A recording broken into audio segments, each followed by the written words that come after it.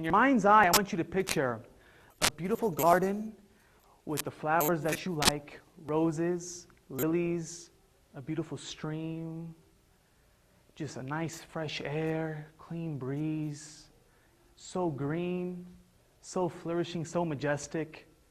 You're just in peace. You're relaxed. And you could not dream of going any other place. This is your garden. This is the beautiful garden. Now I want you to hold that image and take the feeling that it gets you. Just remember that feeling. Whatever little feeling of joy it gives you. Hold that in, crumble it up like a piece of paper, and throw it in the air.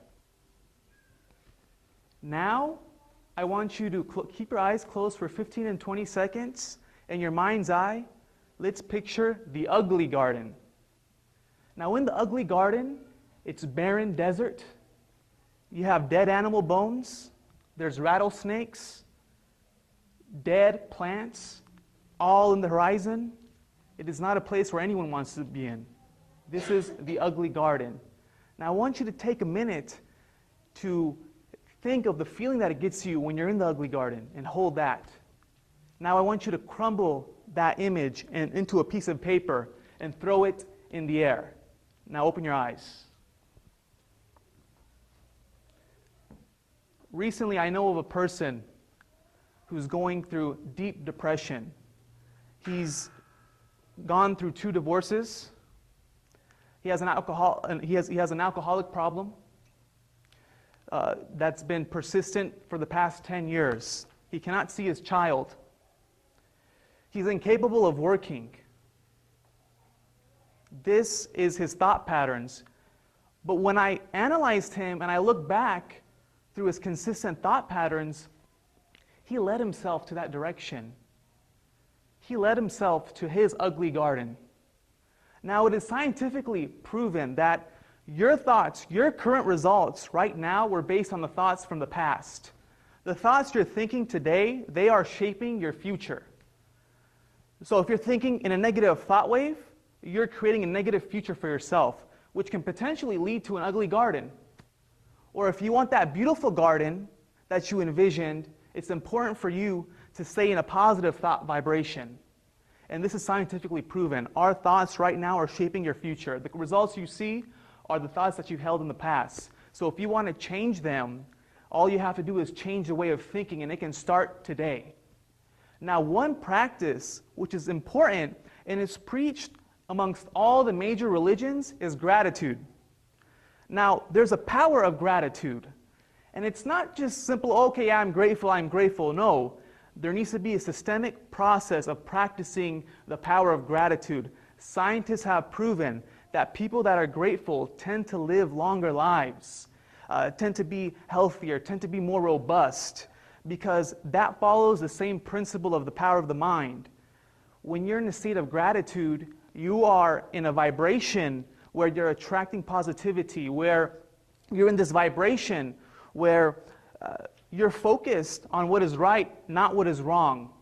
So when you're in this habitual, repetitive state of gratitude, you'll see things attracting in your life that you could never imagine. And it's so powerful. Now, when it comes to gratitude, we've seen several cases in the past of people facing challenges, but they've had that spirit in them, the spirit of gratitude. They've kept their positive thinking from focusing on what they want. And you can focus on what you want by being grateful. What you are grateful for, more will be given to you.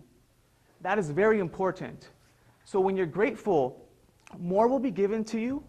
Your focus, your reticular activation, this is called the RAS. All of us have the reticular activation system, which means it focuses, it's a component of your brain. When you put a thought or image in your head, it will focus you to the resources and opportunities that will help you achieve your goal. For example, if you want to buy a car, you put that thought in your head, I need a car.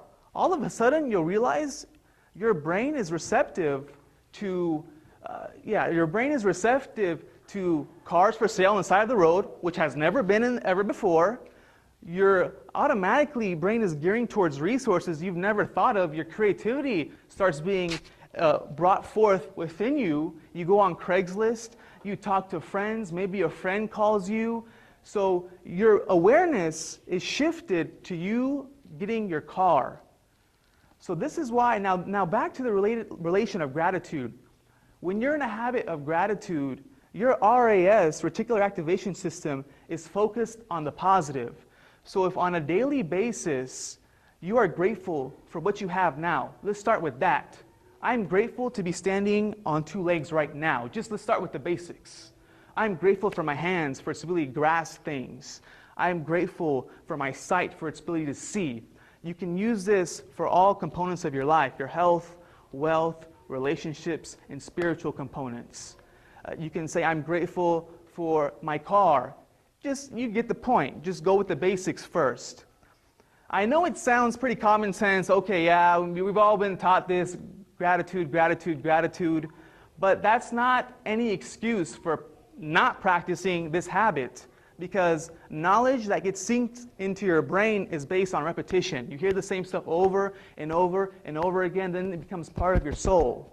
So when you focus on gratitude for the things you have now, like I said, scientifically, when days are going bad and you do this is when you're supposed to do this, at least twice a day. When you wake up in the morning and you wake up at night, everyone in here or everyone who's watching should write a gratitude list of things that they're grateful for now in all areas of their life. You read that when you wake up in the morning, it helps start your day and attract opportunities that you didn't even think of. You also want to read it, your gratitude list, at night, because they said that scientists have said this, when you're in a sleepy state and just right about when you go to bed, the conscious thoughts, you have the conscious mind and the subconscious mind. This is another speech all of its own, but I'll touch on it just briefly. So your conscious mind is your conscious thoughts. It's saying, am I this? Whatever you put in your conscious mind, it goes into the subconscious. So if you have negative beliefs like, oh, this day it was crappy, oh, I hate this, oh, this, that will sink into your subconscious mind. But they've studied that when you're in a sleepy state, those thoughts in the conscious mind start to subside and dwindle away. So whatever you feed yourself before you go to bed is more readily accepted in your subconscious mind. And that's gratitude. It amazes me how people overlook this. It's very important to our lives, being grateful, even from the scientific perspective, because it'll take 30 to 90 days to change a habit. And I kid you not, if you read your list for 30 days, and even come back to me and tell me what your results are if you actually sit down and try this for 30 days, you'll notice your brain will naturally think of the positive. You'll see a significant difference in your mood and your behaviors after 30 days when you apply these principles. And when you're grateful, it's not enough just saying your list. You really have to feel the feelings, the vibrations. You got to be in that moment. Maybe close your eyes for a minute and just pause and I'm grateful for this, and just be grateful for a second. For a few seconds, hold that feeling, hold that emotion. And when that happens, your state will be in a happier, generally happier mood. It's just awesome when you're practicing this step. And this is also important, being in the right vibrations, because it may not be a magic pill, but it's one of those tools to keep you in the right vibration, to lead you into a beautiful garden, okay? And your beautiful garden, it may take some time, it may take 5 years, but you want to plant the seed now. Your garden might not flourish overnight, but if you, like the person that I knew, if he had challenges, everyone in life goes to challenges. There's people who face divorces, things like that, traumatic situations. But instead of this person stopping his train of thoughts and taking himself to a negative spiral, a negative web, going downhill, downhill, downhill, he could have stopped himself, changed his frequency, and he would have led himself to a garden. Instead, he led himself to the ugly garden, full of rats, snakes. I'm an optimistic person, and I wish everyone the best. I hope, and I'm positive that if he's changed, even if he starts making an attempt to change now, it may be harder than many other people. He has to kill some rattlesnakes, dig up the ditch, whereas some people don't have to do that. Maybe their garden's in a medium level. But there will be just so much great rewards from this. Now, everyone faces challenges. The greats face challenges. Even if you look at it from a religious point of view, who are we to complain when we face challenges? I know we're human beings, we're going to complain. But if from a religious point of view, if God has tested many of his loyal prophets and devoted servants in things and challenges that we cannot comprehend, who are we? How are we to be so self-righteous and arrogant to say, oh, I don't want challenges. Oh, I can't face my challenges. God has tested his most loyal servants and prophets. And men and women of excellence throughout the history of the world have faced challenges, and that's why we regard them in a high level, because they've overcome those challenges. So who are we to say in our daily lives, we're maybe ordinary, but in our daily lives, we're still going to face challenges. That's part of life. But when we have the habitual practice of gratitude, it's one of the tools to start changing your brain. And like I said, thoughts change everything. And what's important is you can also use the practice of gratitude to attract things you want in the future. The author of the book, The Secret, Rhonda Burns, had shared some information. See, she said several years ago, she was bankrupt, she was in debt, her husband died, she was facing a lot of challenges. She practiced this list that I'm going to share with you right now, this practice, which is very important. She would write down her list of things she wanted to attract in her life. And within 5 years, she was building her garden. She was in the process.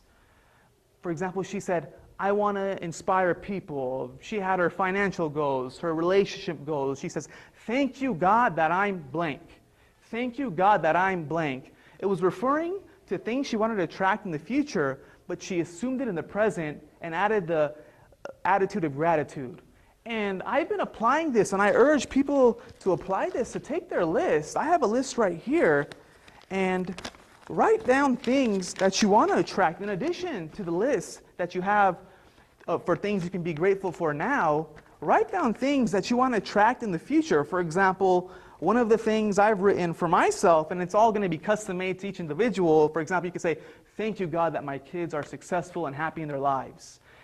Thank you, God. And maybe at that time you may be disappointed in your kids. You may have a negative vibration. Well, this forces you to look at them in a positive light. And maybe that may be a reality that you will attract, because thoughts become things if you focus on them every day, habitually. Habitually, you focus on those positive thoughts.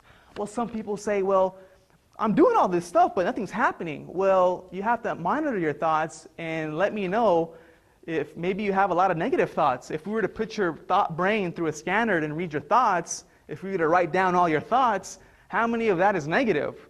Okay, so you say your gratitude list a few times a day, but then 80% of the other thoughts are all negative. Well, yeah, there's going to be a lot of resistance to facing what you want. So I recommend you write your list, put it in your pocket when you're in line, you're at Walmart or something, you're in the store, you're at work, take a break, and just read your list. Thank you, God, thank you, God, for me giving value to the lives of hundreds of millions of people around the world. For example, that's one of my goals that I want to achieve, and I wrote that down. And there's so much more. Thank you, God, for X. Thank you, God, for Y. Thank you, God, for Z. But like I said, don't just read them and just let it go by. You really have to pause and think and imagine what that is. What kind of vibration would you be if you achieve what you want? How does that feel like? And hold that thought and feeling in your soul. When you hold it there, it's going to become reality. And like I said, it may take 5 years, it may take 10, it may take 15, but like any garden, you're planting several seeds. So for those seeds to sprout, right? What's the law of expectancy, right? When you plant a seed in your garden, you expect it to grow. So this is called the law of gestation. So it's going to take some time. It may not take as long as you think. It's all in your brain. If you think it's going to take really long to achieve what you want, it may take long. But if you have the expectancy that, I don't care about the time, it's going to happen. I'm going to have my garden flourish. I'm going to plant the right seeds, and I expect those seeds to grow, and to me to have beautiful plants, tall green grass, everything that I wanted, instead of having the ugly garden where it's no man's land. So I want us to really take action today. If we can practice this tonight, get back to me or just record it to yourself. How are you feeling when you're practicing gratitude on a daily basis? I recommend if you're starting off, if you're serious about this, I can only give you the tools. Everyone has to motivate themselves. So there's no such thing as motivation. No one can motivate you. You can only motivate yourselves. So if you take action on this, I guarantee you'll see results on 30 days. And then 90 days, you'll just be in a generally happy mood. And these are one of the tools. People take antidepressants in our country, many people, millions of people, to have the same psychological effect. But why not do it in a more natural, sustainable way by practicing gratitude, which is an age-old tradition practiced by all the major religious traditions. We don't need to resort to some chemical pill to have the same brain reaction response. So that's why gratitude is very important. Please practice this. I hope we can continue to be grateful, continue to be in a positive vibration. It will change us, change our lives, and we will attract a beautiful garden. I guarantee it. Thank you.